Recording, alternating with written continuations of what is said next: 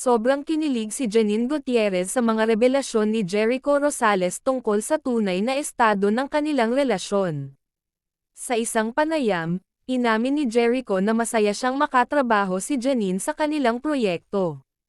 Ayon kay Jericho, hindi lang propesyonal ang kanilang samahan, kundi may malalim na respeto at pagkakaibigan na nabuo sa pagitan nila.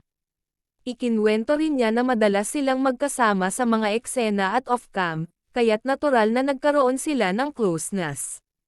Hindi napigilan ni Janine ang kiligin nang marinig ang mga papuri ni Jericho sa kanya bilang aktres at partner. Ipinahayag ni Jericho na malapit sila sa isa't isa, bagamat hindi nito direktang inamin kung may romantikong namamagitan sa kanila. Sinabi rin niya na mahalaga sa kanya si Janine bilang isang mabuting kaibigan.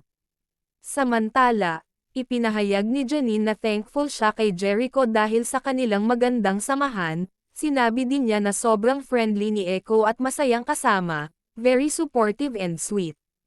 Para sa kanila, mahalaga ang pagkakaroon ng tiwala at suporta sa isa't isa.